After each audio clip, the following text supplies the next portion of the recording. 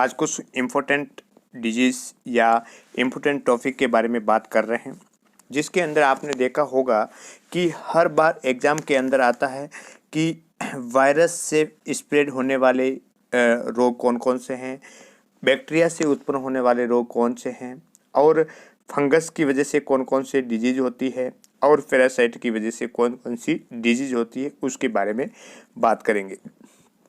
और हर एग्ज़ाम के अंदर आता है कि ये किस टाइप का किस प्रकार की बीमारी है, वायरस है, बैक्टीरिया है, पैरासाइट है या फंगस है।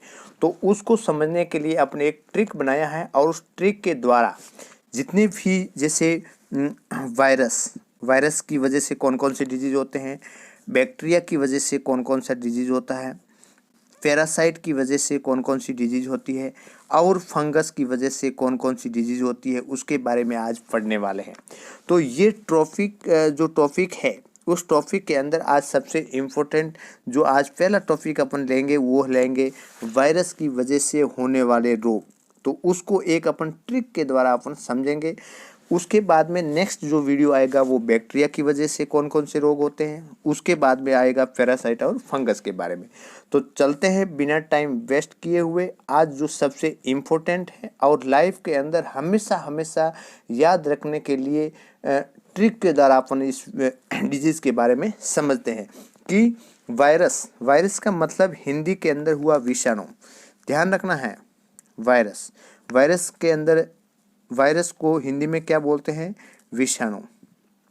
और बैक्टीरिया है, उसको हिंदी में क्या बोलते हैं, देखिएगा, बैक्टीरिया को बोलते हैं जीवाणु।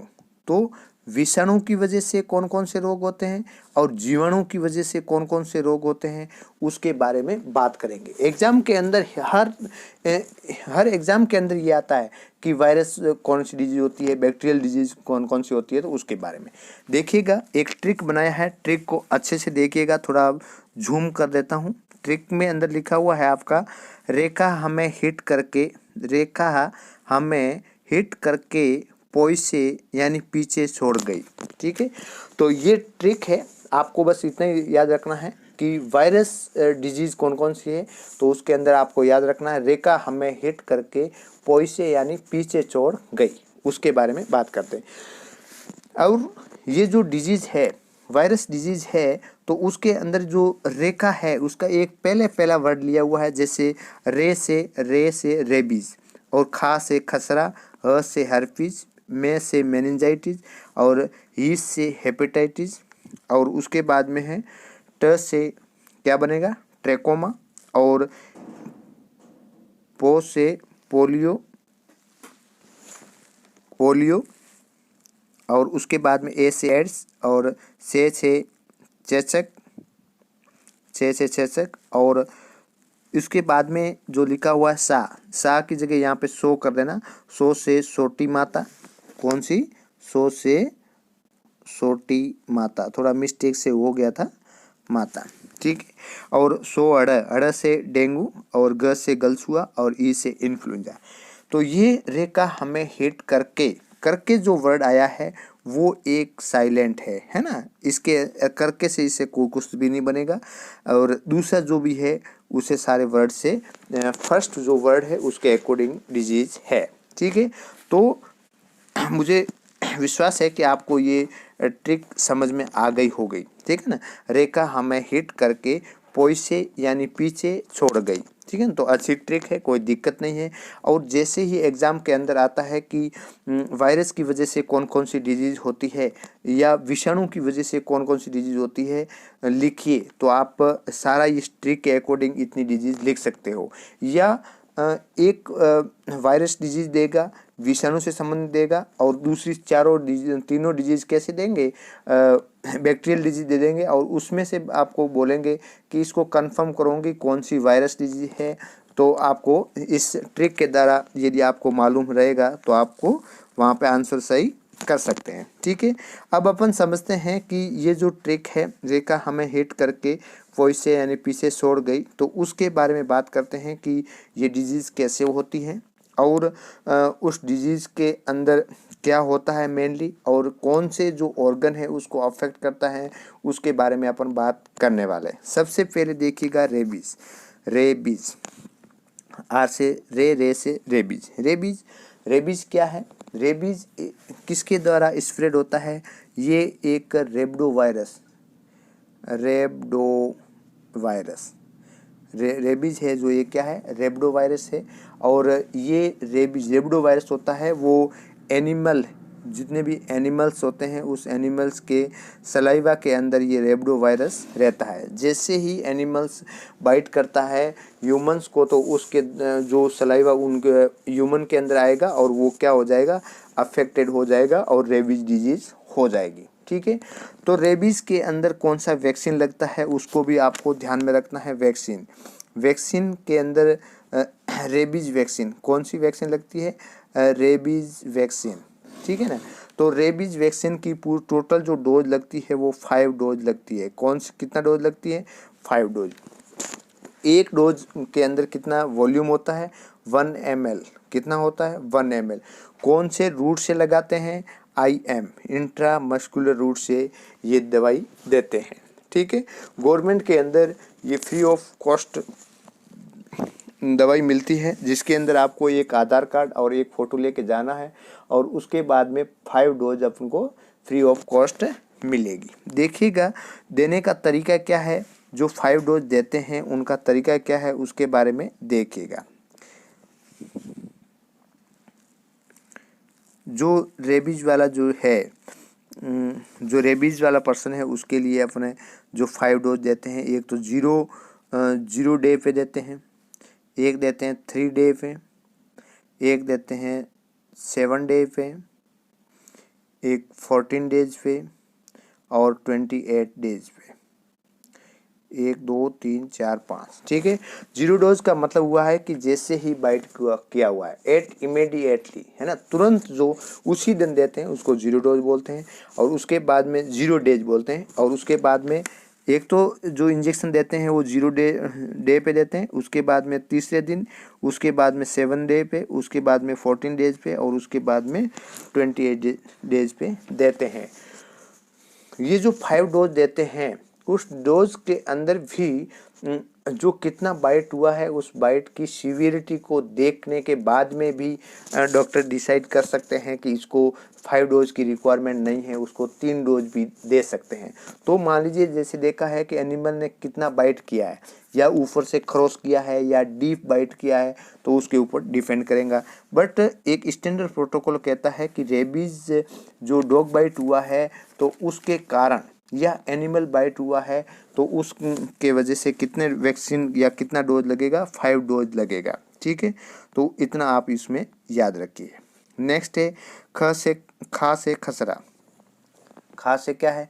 खसरा। खसरा एक मिजल्स है। खसरा को इंग्लिश में क्या बोलते हैं? मिजल्स बोलते हैं। ठीक है, मिजल्स के अंदर क्या होता है कि स्किन होती है, उस स्किन पे क्या देखने को मिलेंगे? रेसेस देखने को मिलेंगे। देखिएगा किस टाइप के रेसेस देखने को मिलते हैं उस पिक में देखिए। उस वाले पर्सन के अंदर पूरे वॉल बॉडी के अंदर क्या देखने को मिलेंगे? रेसेज। ये जो रेड स्पॉट देखने को मिलते हैं जगह जगह पे, तो ये है मिजल्स वाला पर्सन। ठीक है, नेक्स्ट बाद में देखिएगा मिजल्स के बाद में जो है हर्पीज। ठीक है, नेक्स्ट देखिएगा क्या डिजीज? हर्पीज एक सेक्सुअली ट्रांसमिटेड इन्फेक्शन है। क्या है? Sexually transmitted infection. तो ये सेक्सुअल ट्रांसमिटेड इन्फेक्शन की वजह से होता है। और इसके अंदर क्या होगा? जेनेटल जो पेन या सोर देखने को मिलेगा। जेनेटल के अंदर, जेनेटल एरिया है वहाँ पे क्या रहेगा? पेन देखने को मिलेगा। ये जो डिजीज़ होती है वो हर्पीज सिम्प्लेक्स वायरस की वजह से स्प्रेड होती है। ठीक है, तो इतना ध्यान रखिएगा। उसके बाद में है मेनिनजाइटिस।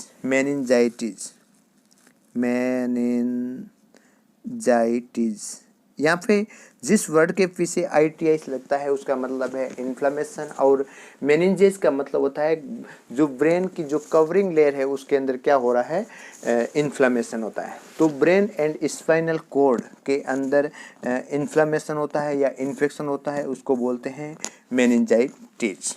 ठीक है, नेक्स्ट देखिएगा हेपेटाइटिस। हेपेटाइटिस के अंदर क्या है, हेपेटाइटिस क्या वर्ड आया है, हेपेटाइटिस। ITIS का मतलब क्या हो गया, इन्फ्लेमेशन, और हेपेटो रिलेटेड टू लीवर, तो लीवर के अंदर इन्फ्लेमेशन हो जाता है, उसको बोलते हैं हेपेटाइटिस। और हेपेटाइटिस की टाइप की बात करें तो ये 5 टाइप्स के होते हैं, hepatitis A, hepatitis B, hepatitis C, hepatitis D और हेपेटाइटिस E। तो ये हेपेटाइटिस के टाइप हैं। नेक्स्ट देखिएगा ट्रेकोमा। ट्रेकोमा ट्रेकोमा ट्रेकोमा एक बैक्टीरियल डिजीज भी है और ट्रेकोमा एक वायरल डिजीज भी है, ठीक है ना। तो ये दोनों टाइप्स की डिजीज भी है, और ट्रेकोमा वायरल डिजीज के अंदर ये क्या करती है, आई को अफेक्ट करती है, आई के अंदर या आई लिड्स होती है, तो उसको क्या है, इन्फ्लेमेशन, सूजन है, स्वेलिंग का काम करती है। तो ट्रेकोमा के अंदर माइल्ड इचिंग देखने को मिलेगा, इरिगेशन देखने को मिलेगा, और उसके बाद में यदि धीरे धीरे होता है तो क्या देखने को मिलेगा, ब्लड विजन देखने को मिलेगा, मतलब धुंधलापन दिखाई देखने को मिलेगा, और आँख के अंदर क्या होगा, पेन होगा। तो ये है अपने ट्रेकोमा डिजीज। नेक्स्ट देखिएगा पोलियो। पोलियो वायरस, पोलियो किसकी वजह से होता है, पोलियो वायरस की वजह से होता है। और पोलियो एक शॉर्ट फॉर्म है, और उसकी जो फुल फॉर्म की बात करें पोलियो माइलाइटिस, क्या है उसका पूरा नाम क्या है, पोलियो माइलाइटिस, है ना, पोलियो माइलाइटिस। इसके अंदर क्या होता है, पैरालिसिस होता है, क्या होता है, पैरालिसिस होता है। और मसल्स के अंदर क्या देखने को मिलता है, वीकनेस देखने को मिलती है। पैरालिसिस का मतलब है loss of the sensation of the body, body के अंदर क्या होगा, सेंसेशन क्या हो जाएगा, लॉस हो जाएगा, कम हो जाएंगे, ठीक है। तो ये है पोलियो। और जितने भी ये डिजीज़ है उस डिजीज़ के अंदर पूरा डिटेल के साथ में आपको डिस्क्रिप्शन करके बताया गया है, तो उस वहाँ से भी आप पूरा डिटेल से भी देख सकते हैं, ठीक है। नेक्स्ट देखिएगा, नेक्स्ट है एड्स। नेक्स्ट कौन सा है, एड्स। तो देखिएगा एड्स के बारे में, AIDS। तो एड्स की सबसे पहले आपको फुल फॉर्म आना चाहिए। एड्स का फुल फॉर्म क्या है, acquired immuno deficiency syndrome, acquired immuno deficiency syndrome. और एड्स किसके द्वारा फैलता है, SIV के द्वारा स्प्रेड होता है।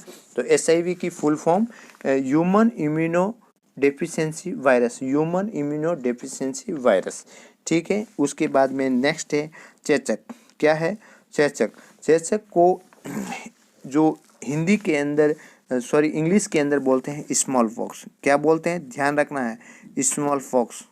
और उसके बाद में इस चेचक को या स्मॉल पॉक्स को क्या बोलते हैं, बड़ी माता, क्या बोलते हैं, बड़ी माता, क्या बोलते हैं, बड़ी माता बोलते हैं। और उसी को भी शीतला माता बोलते हैं, तो स्मॉल पॉक्स के अंदर बॉडी के अंदर क्या देखने को मिलेंगे, जो रेशेज देखने को मिलते हैं, जिसकी वजह से शीतला माता है उसकी पूजा करते हैं। ये एक ट्रेडिशनल के अकॉर्डिंग आता है, ठीक है।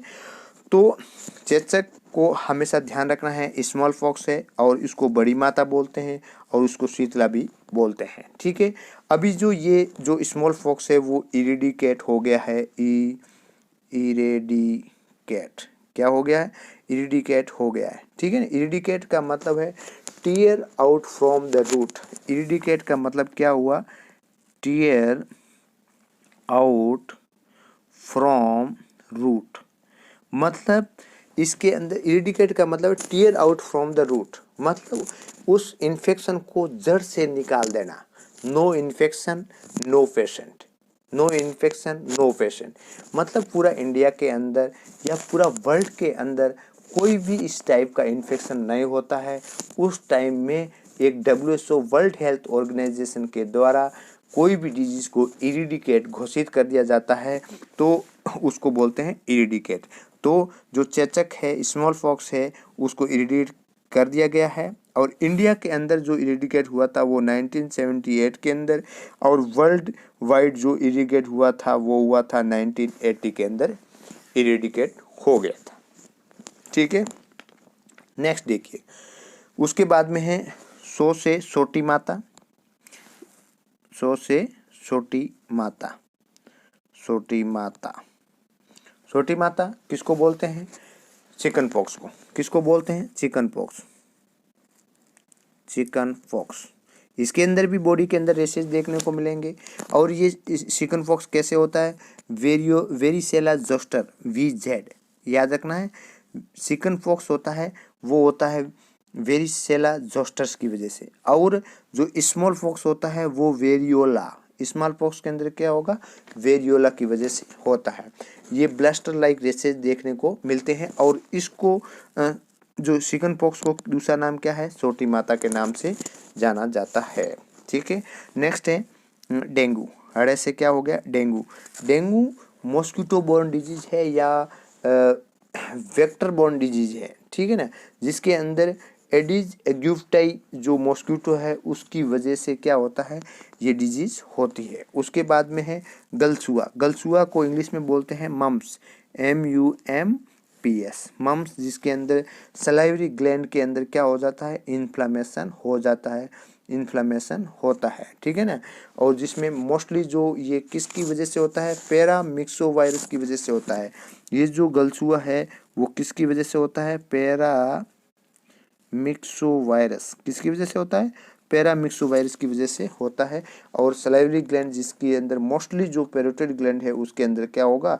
इन्फ्लामेशन देखने को मिलेगा। नेक्स्ट है इन्फ्लुएंजा। तो इन्फ्लुएंजा ये फ्लू लाइक सिम्टम देखने को मिलता है, और ये वायरस यानी विषाणु की वजह से होने वाली डिजीज है। ठीक है, तो आज इतना ही। जिसने अपने आज क्या पढ़ा? जिसने आप अपने पढ़ा है विषाणु या वायरस। क्या पढ़ा है? विषाणु या वायरस की वजह से होने वाली डिजीज, जिसके अंदर अपने ट्रिक से समझा था, जिसमें रेखा हमें हिट करके पोइसे यानी पीछे छोड़ गई, जिसके अंदर रेबीज है, खसरा है, हर्पीज है, मेनिंजाइटिस है, हेपेटाइटिस है, ट्रेकोमा है। उसके बाद में पोलियो है, एड्स है, चेचक है, और छोटी माता है, डेंगू है, और उसके बाद में गलसुआ है और इन्फ्लुएंजा है। तो आपका एग्ज़ाम के अंदर यदि मल्टीपल चॉइस क्वेश्चन के अंदर आता है कि कौन सी वायरस डिजीज़ है, कौन सी बैक्टीरियल डिजीज़ है, तो भी आप कर सकते हैं। या कोई क्वेश्चन ऐसा आता है कि वायरस की वजह से फैलने वाली डिजीज़ के नाम लिखे, और एक कोई भी डिजीज़ के बारे में बड़े जो डिस्क्रिप्शन करके डिटेल के साथ में लिखना है, ऐसे भी क्वेश्चन आ सकते हैं। तो आई हैव होप कि आज का जो टॉपिक है, आज का वीडियो आपको अच्छा लगा होगा और आपको अच्छे से याद हो गया होगा। तो आज इतना ही, धन्यवाद। नेक्स्ट बने रहिए मेरे साथ में। Good night.